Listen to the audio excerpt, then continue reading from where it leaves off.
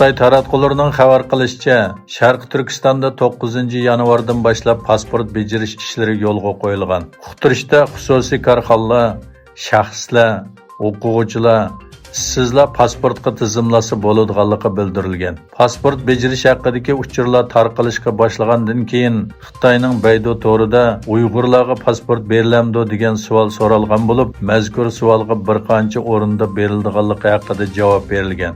Atalmish Uyg'ur avtonom rayon odatdagi pasport siyosatini boshqarish va tarqitish to'g'risidagi taklifga asosan Atosh, Qizilsuv Qirg'iz avtonom oblasti, Qarmay shahri qatorliq 3 shahar pasport bejirib sınaq rayon doirasiga kirganligi bildirilgan. Ko'zatchilar bo'lsa, Xitoy doiralarining Sharq Turkistonda pasport bejirishni yo'lga qo'yishning faqatla xalqaro jamiyatning ko'zini bo'yash ekanligini, ilgirmo pasportga iltimos qilgan nurg'un kishini turma va lagerga qamaganligini ta'kidladi. Xitoy Tashqi ishlar ministrligi 11 yanvar Afg'onistonda 20 kishining joniga zomin bo'lgan hujumning Xitoy hayitini nishon qilganligi ilgari surib, hujumni aybladi va Afg'oniston hukumatidan fuqarolarni qo'g'dashni talab qildi.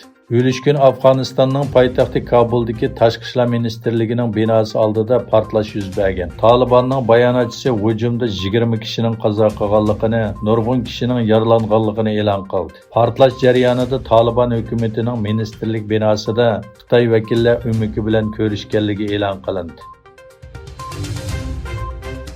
Amerika va Yaponiya diplomatiya va mudofaa ministrlari o'rtasidagi 4 taraflik uchrashuvda Xitoyga qarshi pozitsiya bildirish uchun tashlangan qadamlar muzokara qilindi.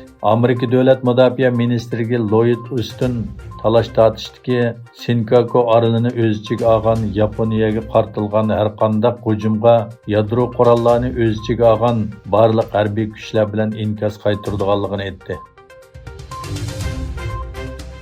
Qozog'iston Asos qonun sud mahkamasi qurg'uvchi prezident Nursulton Nazarboyevga berilgan martaba va huquqni o'z ichiga olgan qonunning bekor qilinishini tasdiqladi. Qozog'iston Asos qonun mahkamasi bu haqda bayonot e'lon qilib, Nazarboyevga imtiyoz bergan qonunning Qozog'istonning hozirgi qonunida hech qanday asos yo'qligini va Albashi unvonining butunlay bekor qilinganligini bildirdi.